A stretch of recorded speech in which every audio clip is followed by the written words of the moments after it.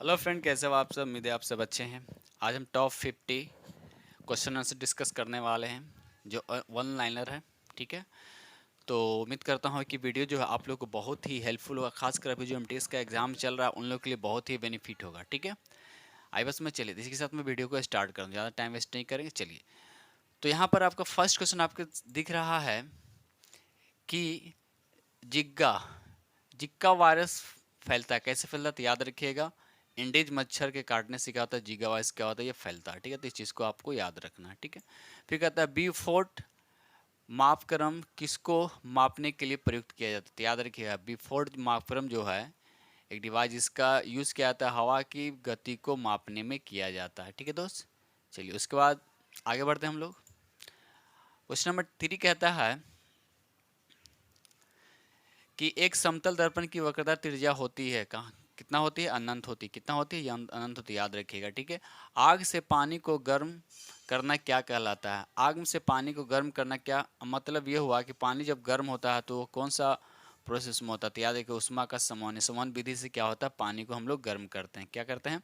Someone विधि से हम लोग पानी को गर्म करते हैं।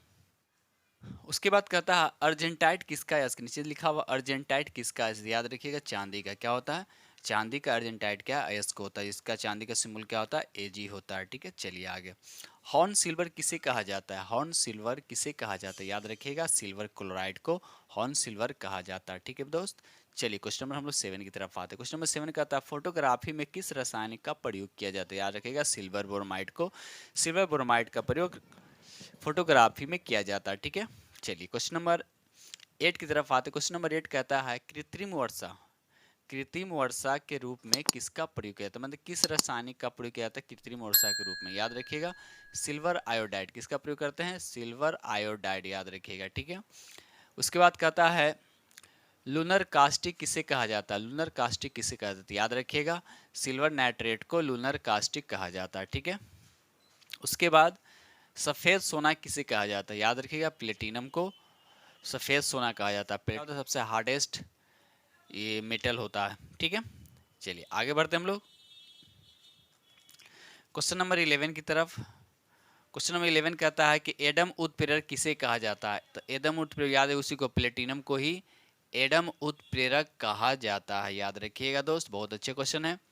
उसके बाद कहता है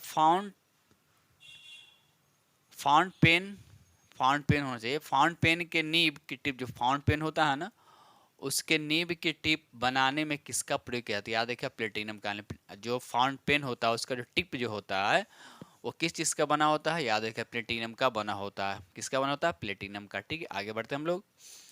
क्वेश्चन नंबर 13 में कहता है सोना किस अवस्था में पाया जाता है? तो याद रखिएगा, सोना मुक्त अवस्था और संयुक्त अवस्था दोनों, मतलब फ्री में भी स्टेट में पाया जाता है और किसी एलॉय के फॉर्म में, सॉरी, ये मिक्सर फॉर्म में होता है। ठीक है, तो इस सबको भी आप लोग को याद रखना है। ठीक है, फिर कहता है कि विश्व में सबसे अधिक सोना किस देश में पाया जाता है? तो याद रखिएगा, दक्षिण अफ्रीका। कहाँ? दक्षिण अफ्रीका। विश्व में सबसे अधिक सोना किस देश में पाया जाता है? तो दक्षिण अफ्रीका। ठीक है, सिल्वेनाइट सिल्वेनाइट किसका अयस्क है? याद रखिए, सिल्वेनाइट किसका अयस्क है? तो सोना का। किसका अयस्क है? सोना का। ठीक है, क्वेश्चन नंबर 16, सोना को कठोर बनाने के लिए उसमें क्या मिलाया जाता है? अगर सोना को हार्ड, जाहिर सी बात है, प्योर जो सोना, प्योर गोल्ड कितने 24 कैरेट का होता है, लेकिन रियल में जो गहने बनाए जाते हैं वह 24 कैरेट का नहीं होता है, बल्कि 22 कैरेट का होता है। ठीक है, तो उसमें, तो उसको कठोर करने के लिए, आपको पता है कि सोना क्या होता है? मुलायम होता है, जिधर से मुड़ मुड़ जाएगा, लेकिन उसको थोड़ा हार्ड कर दिया कि इससे गहने अच्छे बने। ठीक है, वह छूने पर मुड़ ना जाए। ठीक है, तो सोना को कठोर बनाने के लिए उसमें क्या मिलाया जाता है? तो याद रखिएगा, तांबा मिलाया जाता है। क्या मिलाया जाता है? तांबा मिलाया जाता है। किसमें? सोना में, उसको हार्ड करने के लिए। स्वर्ण की यानी सोना की शुद्धता किस में व्यक्त की जाती है? यानी सोना कितना परसेंट शुद्ध है, कितना परसेंट करेक्ट है, प्योर है, उसको किस में व्यक्त की जाती है? याद रखिए, कैरेट में। किस में व्यक्त किया जाता है? कैरेट में। ठीक है दोस्त, चलिए क्वेश्चन नंबर 18 की तरफ आते हैं। क्वेश्चन नंबर 18 कहता है कि 100% शुद्ध सोना कितने कैरेट के बराबर होता है?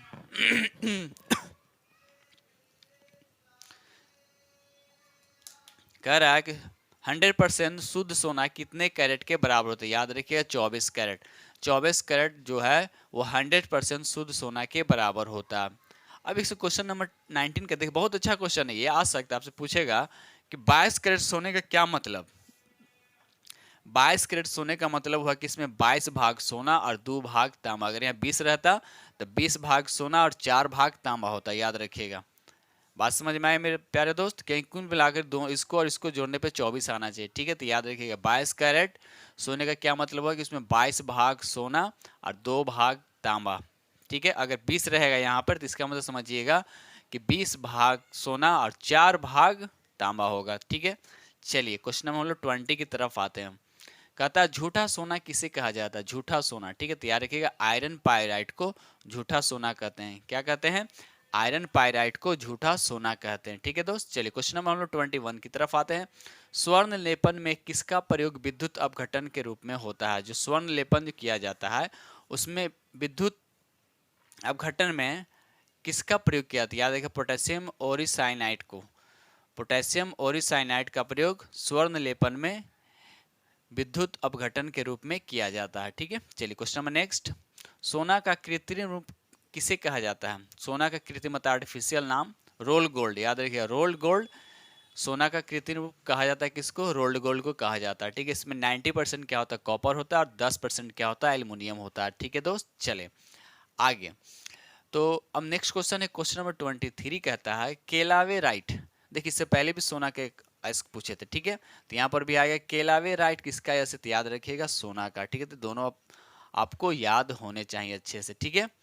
चलिए क्वेश्चन नंबर हम लोग आते हैं 24 की तरफ। कहता है गैल्वेनाइजेशन में किस धातु का प्रयोग किया जाता है? तो याद रखिए जस्ता, जैसे ताम जैसे लोहा होता है उस पर क्या जाता है? गैल्वेनाइजिंग किया जाता है। गैल्वेनाइजिंग करने से क्या होता है?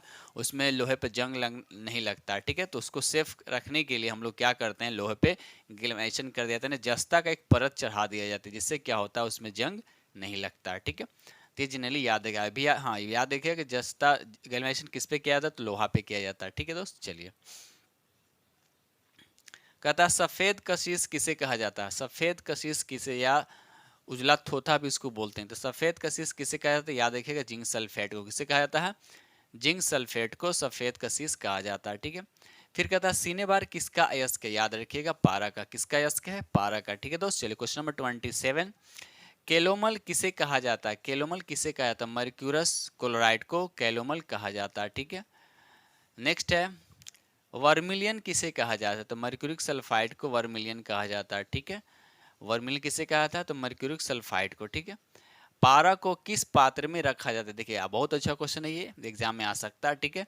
लोहे के पात्र में, क्योंकि यह लोहे के साथ अमल गम नहीं बनाता। आई बात समझ में? इसको लोहे के पात्र में रखा जाता है, ठीक है। चलें क्वेश्चन नंबर 30 कहता है कि बैरोमीटर में पारे के सतह का चढ़ना और उतरना का क्या क्या बताता है? मतलब बैरोमीटर जो होता है उसमें पारा फील होता है, तो कभी पारा क्या होता है? ऊपर चढ़ता है, कभी उतरता है। इसका ये क्या बताता है? तो याद रखिए अगर पारा चढ़ रहा है इसका मतलब क्या हुआ?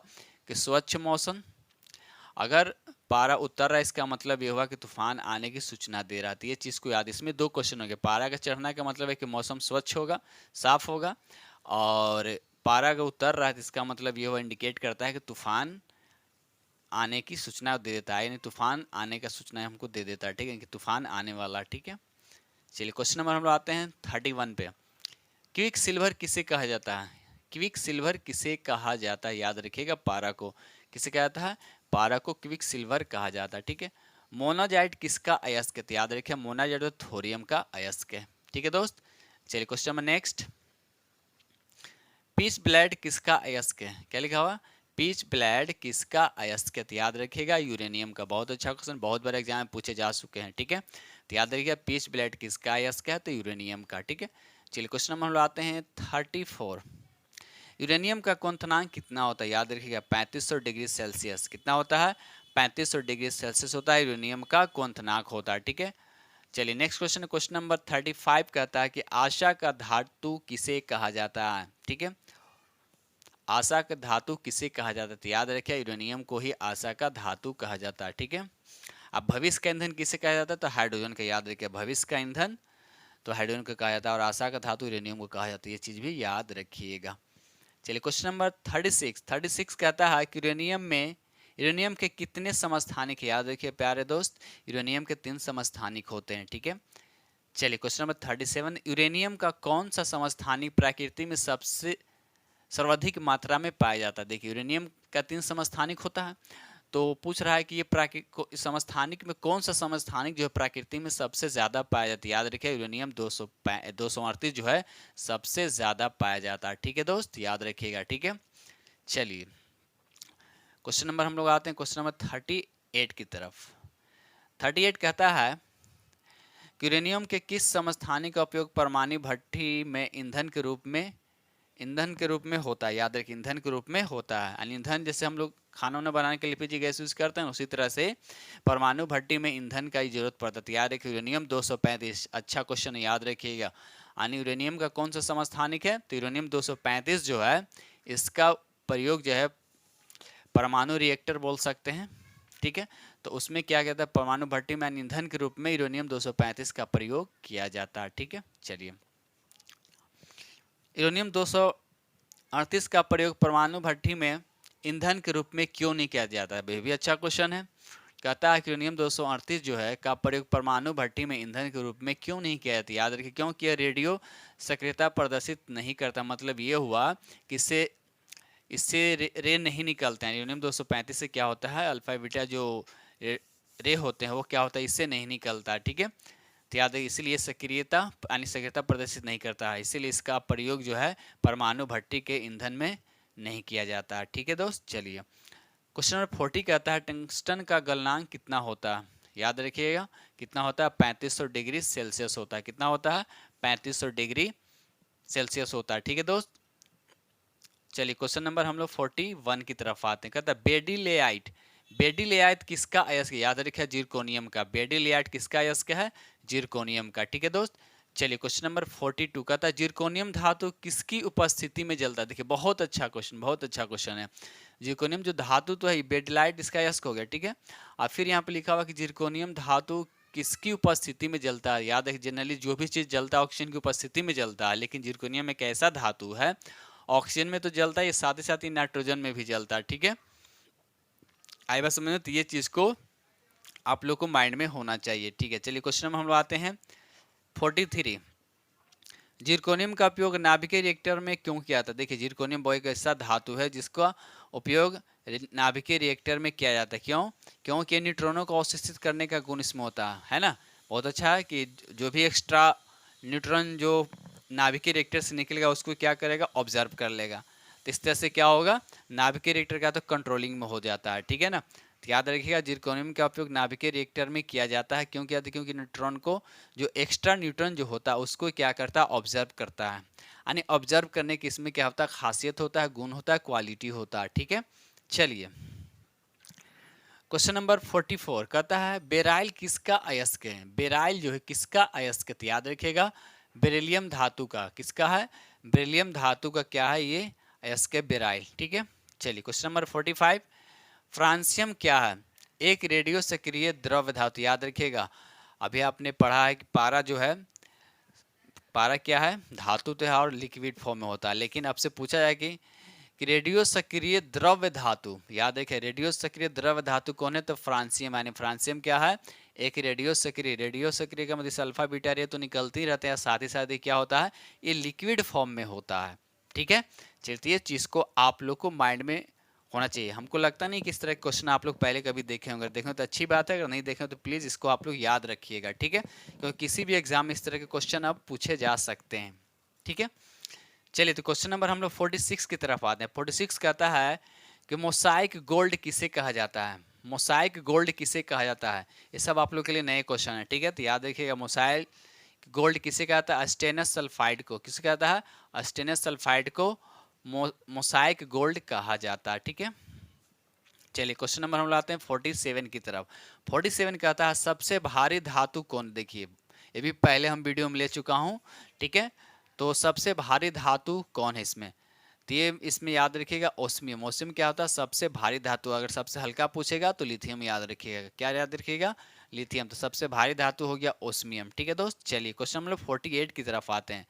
बैराइटा वाटर किसे कहा जाता है। बैराइटा वाटर किसे कहा जाता है, याद रखिएगा बेरियम हाइड्रोक्साइड को बैराइटा वाटर कहा जाता है। याद किसे कहा जाता है, बैराइटा वाटर किसे कहता है, तो बेरियम हाइड्रोक्साइड को बैराइटा वाटर कहा जाता है। ठीक है दोस्त, चलिए क्वेश्चन हम लोग आते हैं 49 की तरफ। 49 कहता है कि आतिशबाजी के दौरान हरा, देखिए जब आतिशबाजी जब पटाखे उठा के हम लोग छोड़ते हैं, ठीक है, तो आप लोग ये ऑब्जर्व कीजिएगा, ऑब्जर्व करने पर आप देखेंगे कभी कहीं हरा रंग दिखता है, ठीक है, तो हरा रंग किसकी उपस्थिति के कारण होता है, तो याद रखिएगा बेरियम, मतलब जो पटाखे हम लोग छोड़ते हैं ना, तो उसमें बेरियम की मात्रा होता है, इसी के कारण क्या होता है, हमको हरा रंग, जब वो पटाखे फूटते हैं तो हमको हरा दिखता है, ठीक है।